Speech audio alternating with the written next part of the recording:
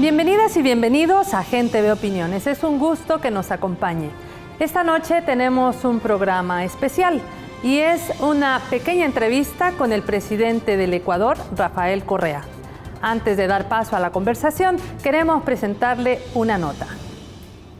El 23 de mayo del año 2015 fue beatificado Monseñor Óscar Arnulfo Romero, un hecho sin precedentes que simboliza el reconocimiento a su legado que se manifiesta en su pensamiento, vida y obra, su identificación con las luchas populares, la opción preferencial por los pobres y sus aspiraciones para una vida digna, con paz y justicia social.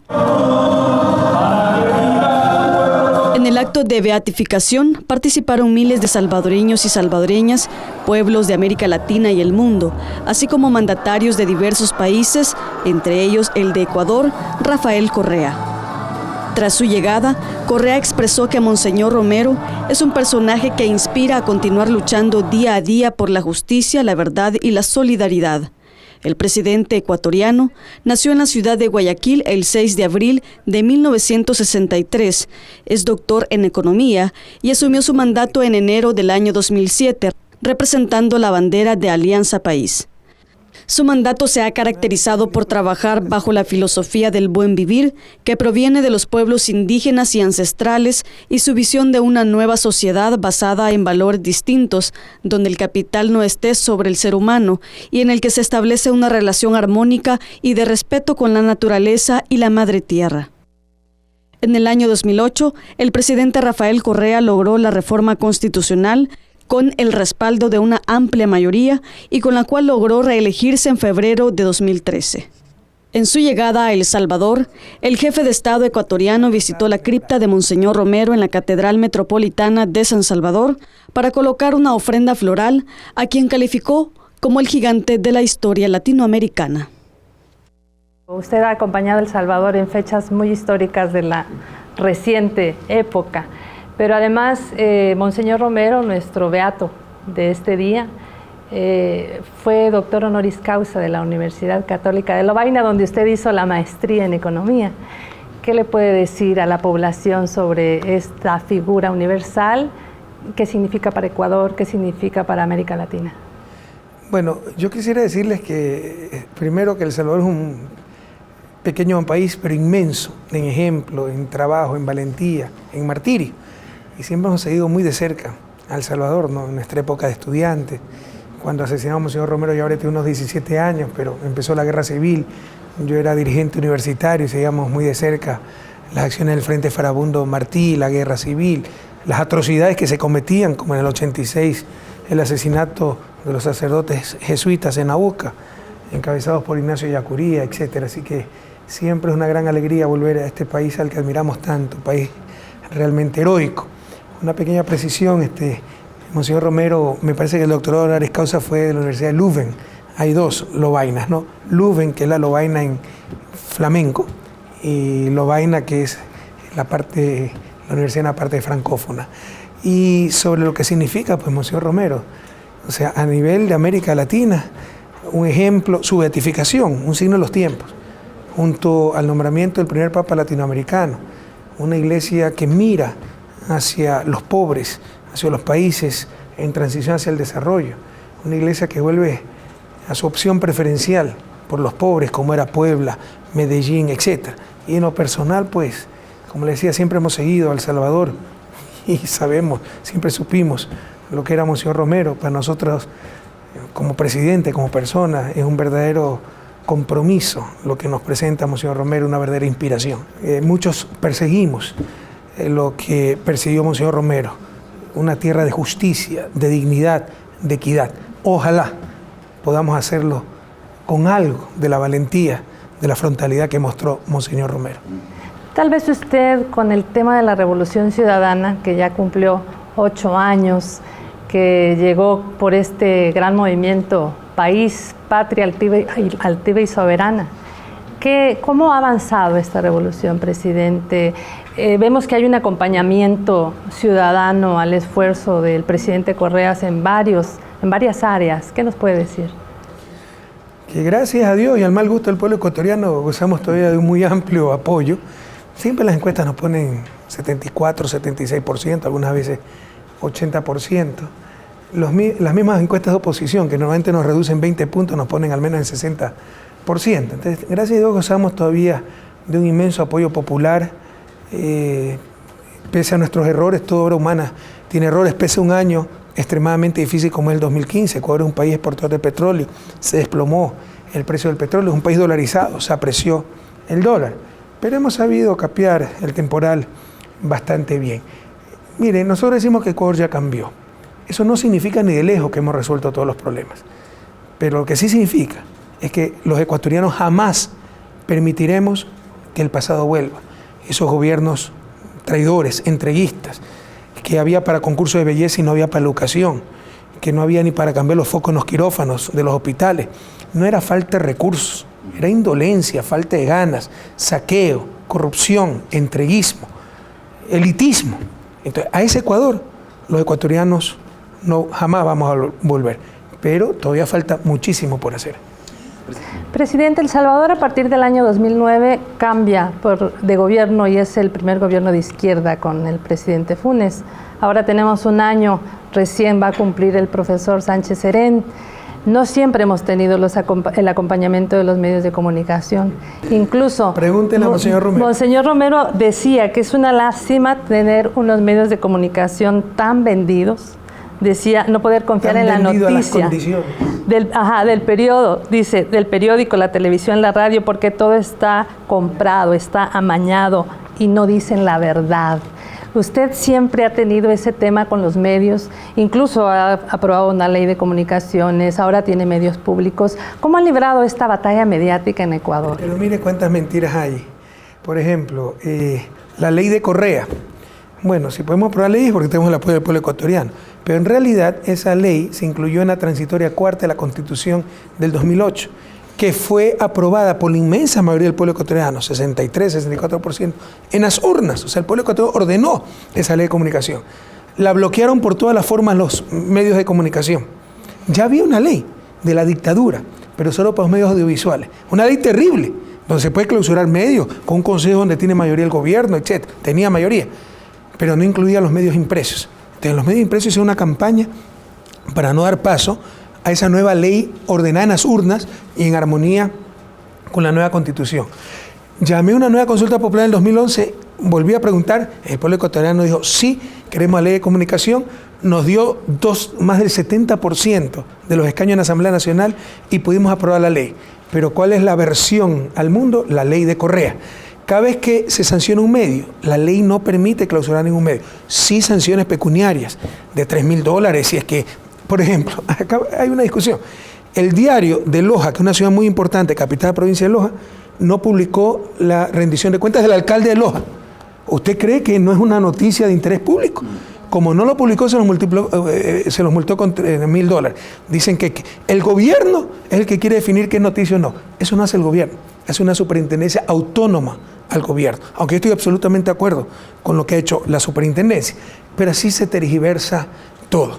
Entonces es una lucha constante contra esto que tantas veces denunció Monseñor Óscar Arnulfo Romero. Mire, los medios de comunicación son un poder, sin lugar a dudas, pero que no están vendiendo corbatas, discos compactos, están transmitiendo, generando un derecho, el derecho a la información, fundamento para la cohesión social, para la misma democracia.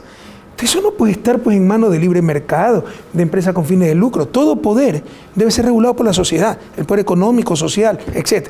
Eso es lo que ha hecho el pueblo ecuatoriano de forma absolutamente democrática, pero están indignados porque siempre estuvieron acostumbrados a hacer lo que les venga en gana. Durante la breve estancia del mandatario ecuatoriano y en la entrevista que se diera a Gente Ve, el presidente Rafael Correa también nos habló sobre la construcción de la patria grande y el liderazgo del también presidente venezolano Hugo Chávez. En el caso de la integración de América del Sur a través de UNASUR, Unión de Naciones del Sur, recuerde que nuestro primer secretario general, Néstor Kirchner, falleció en el ejercicio del cargo. Y las personas son importantes, los liderazgos son importantes. Luego fallece Hugo Chávez. Entonces estamos retomando el impulso integrador, ya tenemos edificios preciosos, la sede está en Quito, pero se avanza en el proceso. Siempre se puede hacer las cosas más rápido y de mejor forma. Y hay gente, es claro, que no quiere la integración o que no ha entendido la conveniencia de la integración.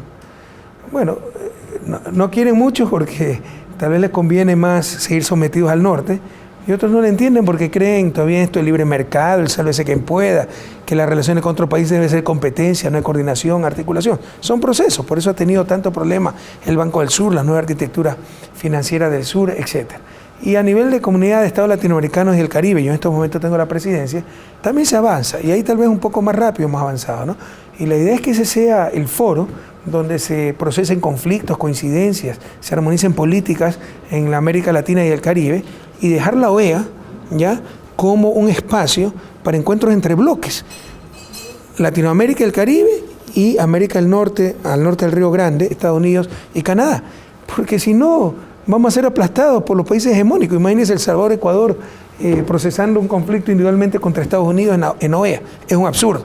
Además que la OEA siempre ha sido influenciada, yo diría determinada, por los intereses de los países hegemónicos. Fidel lo llamaba el Ministerio de las Colonias. Presidente, en la línea de estos cambios en América Latina, la Comisión Económica para América Latina, CEPAL, habla de que Ecuador es el país con mayor crecimiento en la región. ¿Cómo han logrado esto? Y también se tergiversa en los medios, pero ¿cómo lo han logrado? No, la verdad no la podemos ocultar. La verdad, hemos tenido grandes logros a nivel económico, social.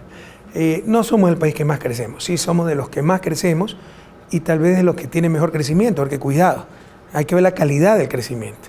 Usted puede tener altas tasas de crecimiento, pero por ejemplo, si yo regalo el petróleo, va a haber un crecimiento del PIB, pero toda la plata se va a ir afuera.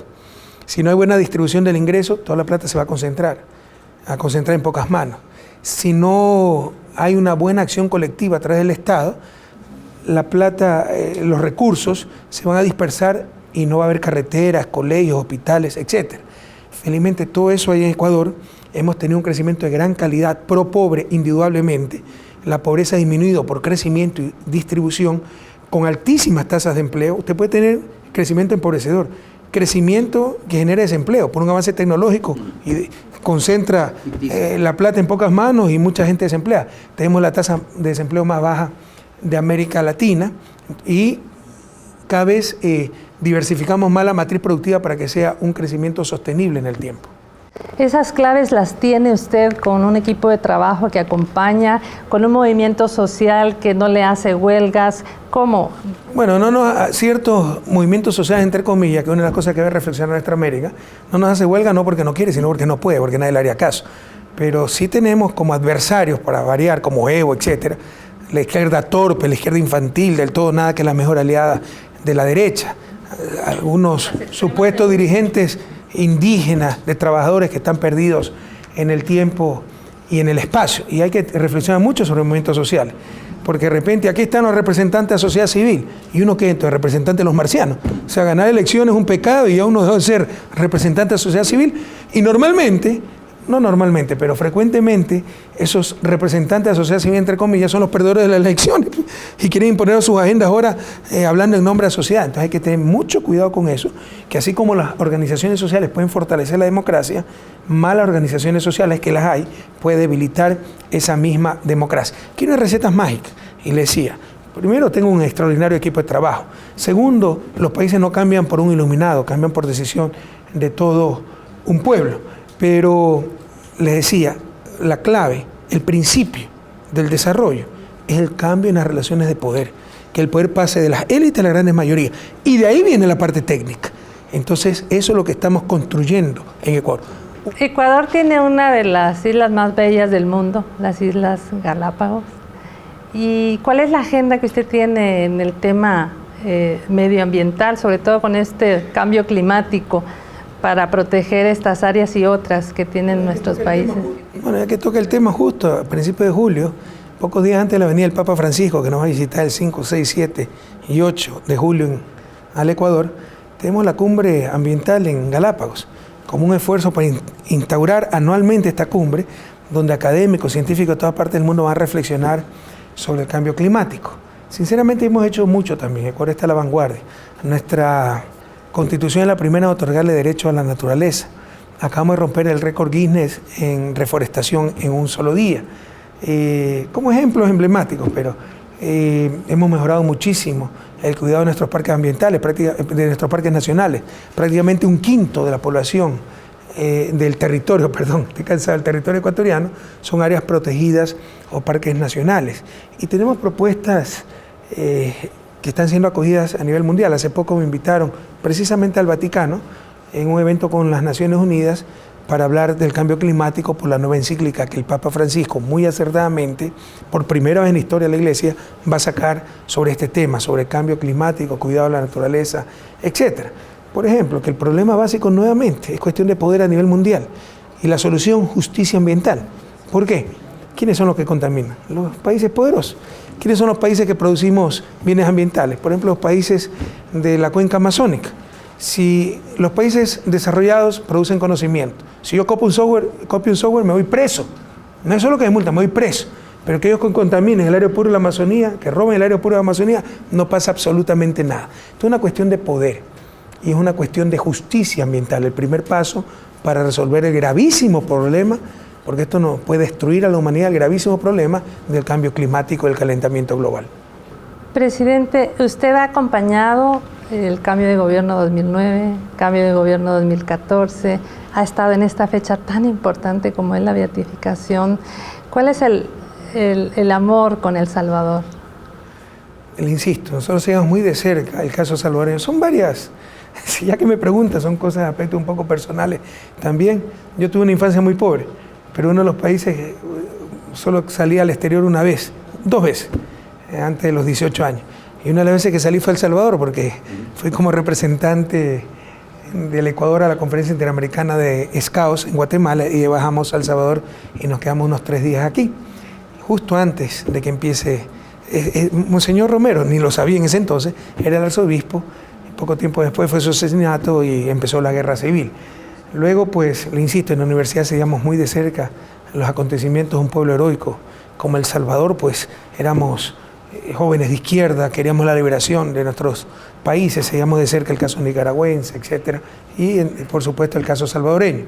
Luego estudié en Lovaina, donde estuvo un querido amigo que me acompaña y siempre lo veo cuando vengo acá, pues de mis mejores amigos, que estudiamos juntos nuestra maestría, y él había trabajado también con equipos de Monseñor Romero, entonces conocí mucho más profundamente la realidad del Salvador. Y luego, por diferentes motivos, incluso antes de ser presidente, algún rato estuve por aquí en un seminario como presidente. Ustedes han enumerado algunas de las ocasiones en que me ha tocado venir a este país que, insisto, lo admiramos mucho. Es un pequeño país en territorio, pero inmenso, en coraje, en valentía, en entrega, en sacrificio. Y para nosotros es un ejemplo El Salvador. Presidente, un mensaje para el pueblo salvadoreño hoy en esta beatificación. Primero, de gratitud por habernos recibido también, de admiración y de esperanza, a seguir luchando con el ejemplo de ese extraordinario salvadoreño, latinoamericano, ser humano, como fue Monseñor Óscar Arnulfo Romero. Y hasta aquí llegamos con la conversación con el presidente ecuatoriano, Rafael Correa, a quien agradecemos muchísimo que haya hecho un breve espacio en su apretada agenda para que usted, amiga, amigo, televidente de Gente de Opiniones, pueda conocer la versión del presidente sobre lo que está ocurriendo en América Latina y sobre todo la presencia del mandatario en ese hecho histórico tan importante para el país como ha sido la beatificación de Monseñor Óscar Arnulfo Romero. Recuerde que el día de mañana usted tiene una nueva cita aquí en Gente de Opiniones a las 7 de la noche.